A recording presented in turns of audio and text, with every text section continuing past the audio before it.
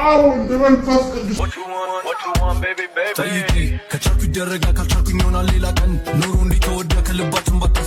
እሷ ከሄደች ማን ይሰራልኛል? ሼፍ አምጥቼልሃለሁ። እሺ ማን አብሯቸው ያድራል ታዲያ? ያው ጥበቃ አምጥቻለሁ። ይሄ ሁሉ ለአልጋ ጨዋታ። በቃ የምትፈልገውን ነገር ለማግኘት ምንም ነገር ታደርጋለህ ማለት ነው? አዎ። ሰላም ምርጥ ናችሁ። ይትሜነኝ እንኳን ወደ ቻናሉ በድጋሚ መጣችሁ ለሞሉ ሉፒስ። እኔ በጣም ድራኒ ሁላችሁም በያላችሁበት መልካም ነገር ይጠማችሁ። ዛሬ ነው ሙሉ እናንተ ያበዱ ቪዲዮችን ይዤላችሁ መጥቻለሁ ማለት ነው። ስለዚህ ለዚህ ቻናል አዲስ ከሆናችሁ ሰብስክራይብ በማድረግ ቤተሰብ መሆን ትችላላችሁ ማለት ነው። ቪዲዮ ደግሞ ሰው ጋር ይደርስ ላይክ ብታደርጉልኝ ይረዳኛል ማለት ነው። ወደ ቪዲዮ ታናሽ ወንድሜ ቁመት በለጠኝ ተውት፣ እሱ ተፈጥሮ ነው ይሁን። ችግሩ ግን የሚጀምረው እናንተ ቆማችሁ በቀራችሁበት ጊዜ እሱ ሶስት ሴት መጀንጀኑ ነው። አፈራባክ ብላኔ ወዬ አብዬ የሚለኝ የለም ቅንቅና ሶስት ሴት አፈርገቼ ትበላለህ። እዚህ ቤት ነው ሃትሪክ ያቺ ሃትሪክ የሰራ ጀግና ብራዘር ነው ያለ። ፒኦቪ ዩ ሃቭ ዮር ጀለስ ፓርት 10 ትናንት ሁለተኛ አይነሽ ማየት አልፈልግም ስላለበት ዛሬ ምን ተገኘ? እኔ እኮ ምንም እየገባኝ አይደለም። ግጥም አድርገሽ ከሳምሽ በኋላ ቆፎቆሹ ከዛ ተከትዬ አንቺ ምናምን ያልኩ ስጠራሽ ባልሰማ ምናምን ታክሲ ውስጥ ገባሽ ወይ? ጠርታኸኝ ነበር እንዴ? ጭራሽ አልሰማውም። የዛሬዋ አናቴ ላይ የምትጫወቻት ካራክተር ደግሞ መስማት የተሳናት ናት። እሺ አልሰማሽም እንበል። ከዛ በኋላ ደጋግሜ ስደውልሽ ለምን ስልኩን ያነሳሽው? ደውለህ ነበር? ዝም በይ። ወደዛ ድራማውን ተይና ትክክለኛ ምክንያትሽ እንደማያውቅ ሰው ያው ጥጋብ ተንፈስ እንዲልልህ 10 ብትደውል 11ኛው ላይ ያነሳለሁ ብዬ ነበር። አንተ 6ኛው ላይ ተስፋ ቆረጥክ። Are you serious right now, bro? ወይኔ በላቸው። ምን ይመስልኩ ልጅ የሆነች ቅንጥብጣቢ የመሰለች መጫወቻሉ። Emotional, damn it! ማን ነው አንተ ቅንጥብጣቢ ያልከው? በልጅነቱ በስራት ተጫውቶ ያላደገ ልጅ ባህሪ ነው እየታየብሽ ያለው። እንዴ አርገሽ በሰው ተቃቃፍ ተጫውቻለሽ እንዴ? ሲጀመር አንቺ ፍቅረኛ ሳይሆን ሕክምና ነው የሚያስፈልግሽ። ስታስጠላ ወሬን ነው የምትሄደው። ካንቺ ጋር ደቂቃ ከቆየው ፀጉሬ ላይ ሰንደል ሰክቼ ራቁቴ መንገድ ለመንገድ ስዞር ነው የምገኘው። ታስጨልልሃለች። ኧረ ሂድ። ወዴት ነው የምትሄደው? ምን አገባሽ? እንደውም ለርብቃ ደውላትና ባለፈው ያስተጓጎልሽብን እንዴት እንውጣለን? ለምን ከኔ ጋር አንውጣም? አቦ ዞና ናትሽ ላይ ውጣብሽ። የምሬን ነው። የምር ና ቁጭ በል። A few moments later. አንተ ግን የምሬን ነው ቅንጥብጣቢ ይመስላል። የደስ ያላ ቅንጥብጣቢ ነው መሲሁ። ሂዱጣልኝ ሂዱጣ እየቀለድኩ ሂዱጣ። እኔ በጣም ከምታስቀኝ ባህሪ ከሴቶች ማለት ነው ሌላ ቺክ መጥቶ ወንዱን ሊያጫውተው ሲሞክር እንዴት ለምን እኔን ጥሎ ምናምን ትላለች። ከዛ ደግሞ ሁሉንም ትቶ ደግሞ ወደ እናንተ ሲጠጋ ደግሞ በቃ ምናምን ምን አይነት መልክ ነው ቆይ የምትሰሩት እንደዚህ? ምን እያረግሽ ነው?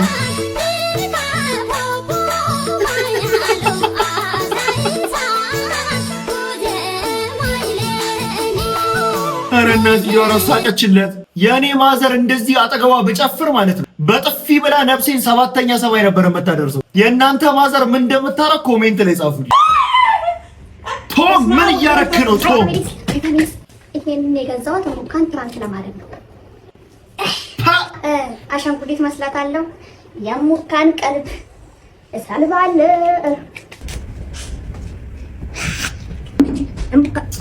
አሻንጉሊቶች አምጥቻለሁ እንድመሳሰል ማለት ነው። በጣም እኮ ነው የምታሳዝነው ማዘርየው። ምንድነው ወገን? አረ ምንድነው? ወይ እናንተ ጥሯት፣ ወይ እናንተ ጥሯት። አትመጣም። 2000 years. አረ እንዳመጣ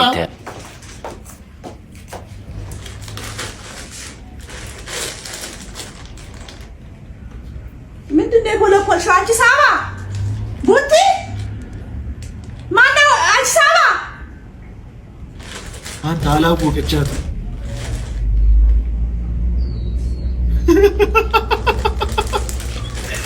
ስቅቅ ነው ያለችው ታውቃለህ?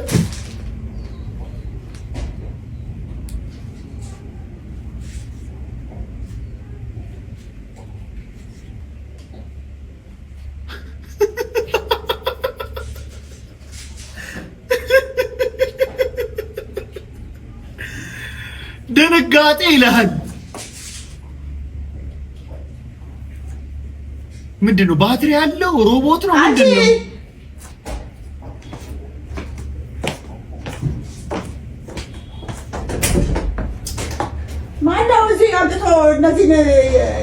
እኮ ነው። እናትሽን አሁን ልታስደነግጪኝ?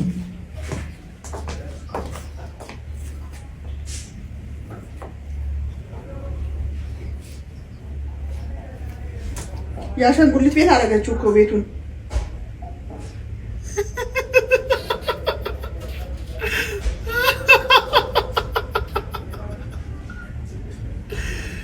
ምንም አልጣማትም ያሻንጉሊት።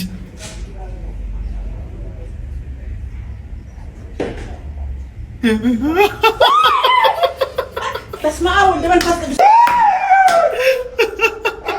በስመ አብ ወወልድ ወመንፈስ ቅዱስ። ታዲያ አምላክ ወይኔ ድንጋጤ!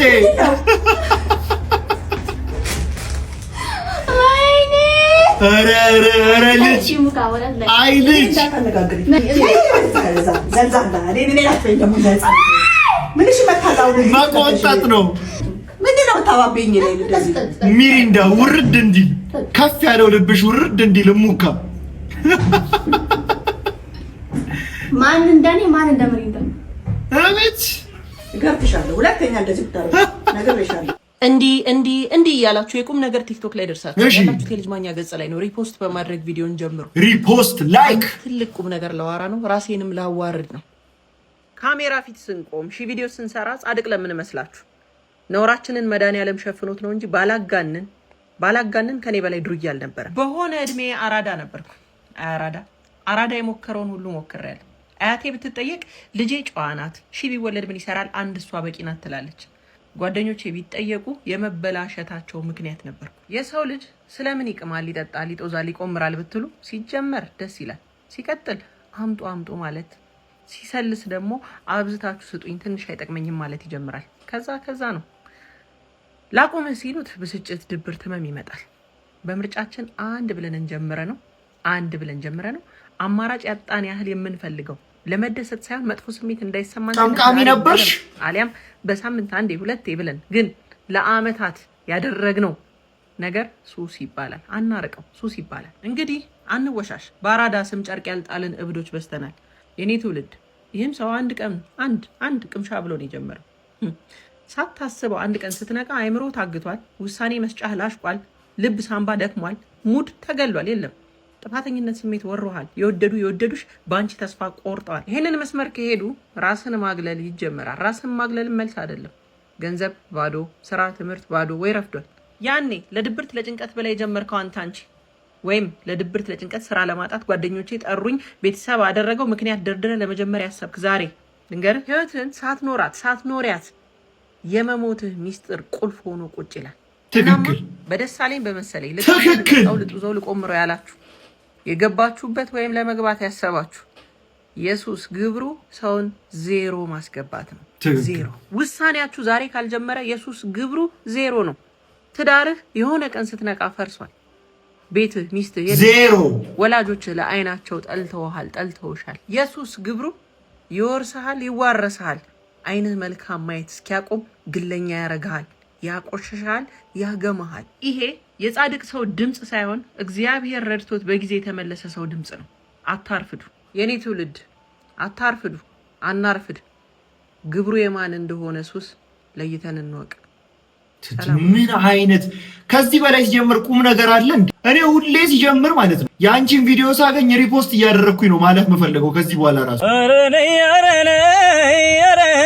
ማታ የምርመኝ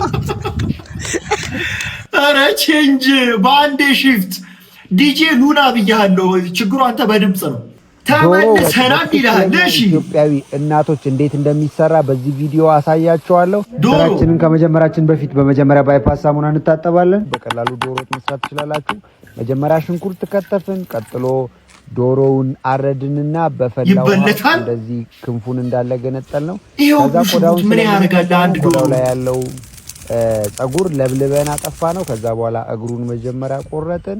ከዛ በኋላ የመጀመሪያ ዙር በሽሮ ነው የታጠበው። ምክንያቱም ቆዳው ጭስጭስ እንዳይል በሽሮ ይታጠባል። ጽድት ተደርጎ በሽሮ ታጠበ።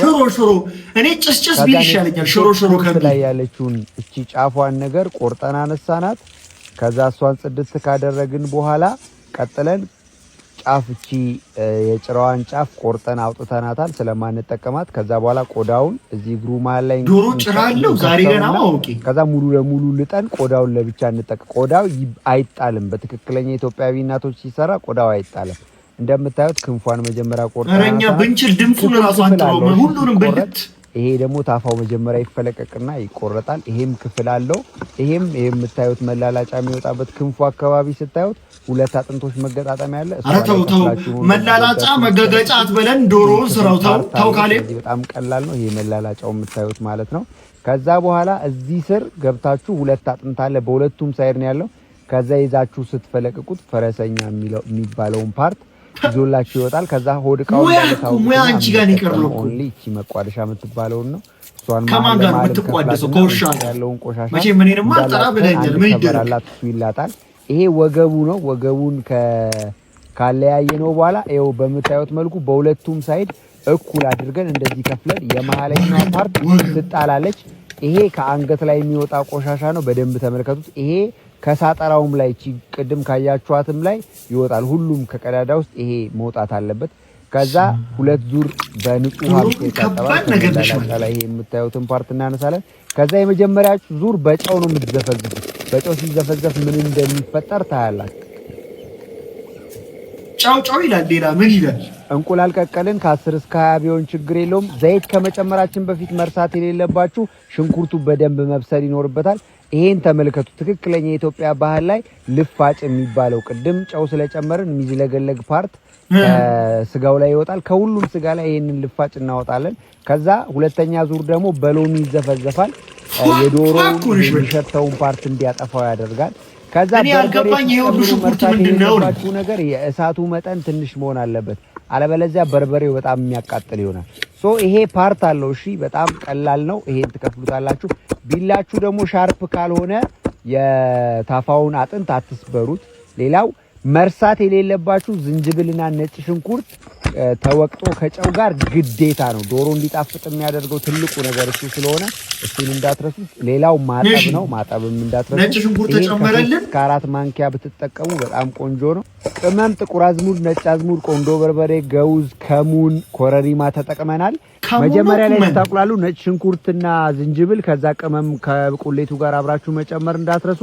ሌላው ስጋውን ስትጨምሩት እንደዚህ ሸንተረር ሁለት ቦታ ትንሽ ብትቆርጡ ጥሩ ነው። ምክንያቱም መረቁ ውስጥ እንዲገባ። ሌላው 10 ደቂቃ 20 ደቂቃ ቢያንስ መታሸት አለበት ውሃ ከመከለሳችሁ በፊት። ሌላው የምትከልሱት ውሃ ሙቅ የፈላ ውሃ መሆን አለበት። ስለዚህ እንደኔ ከጎና ሙቃችሁ ነው ውሃውን መጨመር ያለባችሁ። ሌላው ቅድም የፈጨነውን ቅመም እንደዚህ አድርገን እንጠቀማለን። ቂቤ 4-5 ማንኪያ ብትጠቀሙ በጣም ቆንጆ ነው። የተቀቀለውን እንቁላል ሊወጣ ሲል ውስጥ አስገቡት። ምክንያቱም የሚወጡን ቃና በደንብ ይይዝላችኋል። ሙሉ ቪዲዮ ማየት የምትፈልጉ ዩቲዩብ ላይ አስቀምጫላችኋለሁ። ሊንክ ባዮ ላይ ያለላችሁ። እኔ ግራ እየገባኝ ያለው ነገር ዶሮ ወጥ መስራት የሁሉ ፕሮሲጀር ካለው ሰው ዝም ብሎ የጋለ መጥበሻ ላይ ዶሮውን ገዝቶ ለምን አይጠብሰው? አሁን ዶሮ ወጡን መብላት ጠብሶ ከመብላት ምን ያህል በቃ የተለየ ሳቲስፋክሽን ሰጥቶ ነው? ቆይ ሲጀምር ዶሮ ታምር እኮ ነው ይሄ ሁሉ ፕሮሲጀር። እኔ ለዛውም እኮ ያን ያህል እኮ አይጣፍጥም እኮ የምር። እኔ በእኔ ሀሳብ የምትስማሙ ሰዎች እስቲ ኮሜንት ላይ ይሄኔ ለማድረግ ስንት ዋጋ የከፈልኩባትን የወደፊቷን የልጆቼን እናትማ ፏፈሽ ብዬ ነው የምጠብቃት። አልጋህን ፏፈሽ ወይዬ የኔ ፍቅር ሶሪ መምጣት አልችልም። እነ ማማ አይመጡም። ጩጮ ደግሞ ብቻውን ነው። ሰው ለሱ ምግብ መስራት አለብኝ። ፕላስ አብሮት የሚያደርሰው የለም። በጣም ሶሪ ውዴ። ባርኮት አትልፈስፈስ። ለችግር ቴንሽን ሳይሆን ሶሉሽን ፍጠር አላልኩም? የምትፈልገውን ለማግኘት ምንም አይነት ዋጋ መክፈል አለብህ። አለቀ። ምን ልታረግ ነው? ጩጮውን አገናኘኝ። አቤት ቤቢዬ፣ እንዴት ነህ? አትጩህ ፕሊዝ፣ ቀስ ብለህ አውራ። እሺ ቤቢ፣ ዛሬ እኔ ጋር ስራ ስላለባት ኬክ፣ በርገር ምንድን ነው የምትፈልገው? እኔ ላምጣልህ። እሺ ጥሬ ነገር ይሁንና ከዳዊትና ከሰኛ አድርግልኝ። ከዛ ጎረድና ገባ ያለ ክትፎ ጨምርበት። ይሻላል? እሺ ለምትፈልገው ነገር ዋጋ ክፈል ባርኮት። እንዴ እዚህ ምን ትሰራለህ ውዴ? ለምፈልገው ነገር ዋጋ እየከፈልኩ ነዋ ቤቢ። ያው ለጥሬ ለክትፎ ለጎረድ ጎረድ የሚሆን ቆንጆ ስጋ አምጥቼልሃለሁ። በቃ እንሂድ ማሪ። እሷ ከሄደች ማን ይሰራልኛል? ሼፍ አምጥቼልሃለሁ። እሺ ማን አብሯቸው ያድራል ታዲያ? ያው ጥበቃ አምጥቻለሁ። ይሁሉ ለአልጋ ጨዋታ። በቃ የምትፈልገውን ነገር ለማግኘት ምንም ነገር ታደርጋለህ ማለት ነው? አዎ ግን ብዙ ጊዜ ሰዎች የምንፈልገውን ነገር በምኞት ብቻ ማግኘት እንፈልጋለን። ሁሉም ነገር ግን የተቀመጠለት ዋጋ አለው።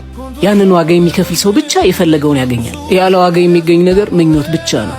አይደለም ይቅርና የማፈቅራትን ሴት ዳቦ እንኳን የምናገኘው የዳቦውን ዋጋ 10 ብሩን መክፈል ስንችል ብቻ ነው። አንተም እኮ ዳቦ ለማግኘት ነው ዋጋ የከፈልከው። እኔ እንኳን የወደፊት ጎጆ ለመቀለስ ነው። ካነሳሽው አይቀር ግን ዋጋ የከፈልኩበትን ፍሬ የለብላ እንተኛ። ፍሬ ልብላልና አንተኛ። እኔ በጣም እየገረመኝ ያለው ነገር ሰዎች በጣም ቀይና በጣም የሆነ ዳርክ ስኪን ከለር ሲኖራቸው ማች እንደሚያረጉ ነው አሁን ኖቲስ እያደረኩኝ ያለው። ባርኮት አሁን ከዚህ ልጅ ጋር እንዴት ማች እንደምታበቃ እኔ ልንገርህ። እጣ እሷን አግራጎን ቶንኮሱ በኤሌክትሪክ ተያዘ። ይሄ ነው የምጠቀለል። አዎ እሱ ነው። ግን ትችላለህ ቶንኮሱ? አታቂም። ኧረ ተው ግን ካልቻልክ ሰው ጥራልኝ። ፊቱ ማዶ እኔ ነኝ የገጠሙና። ኧረ እባክህ እሺ በቃ እሱን ጠቅልልበት። የተላጠ ቦታ አለው እንትኑ ነው እዚህ ጋር ተላጠ። አዎ አዎ ረዘም ላርጉ። ወይ ጉድ!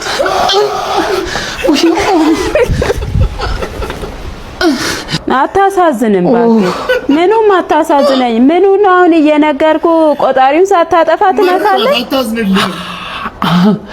እንትን አረገኝ እንግዲህ ውስጥ ስሮጥ እንደዚህ ያዝኩ እዚህ ጋር ወጥሬ። ኧረ እባክህ ወጥሬ ሲይዝ ነው የለቀቀኝ። ኧረ በስመ አብ እንኳንም ለቀቀ። አንተ ሰበብ ልትሆንብኝ ነበረ እችላለሁ ብለህ መሆኔ ወደዚህ መምጣቱ እንደዚህ ብሄድ እኮ እግሬ ሁለቱም ፓራል። ኧረ ተው በእናትህ ሌላ ሰው ጥራልኝ። አሁን አልተቆረጠም አስመጣው። ቶንኮሱ ይለያል እኮ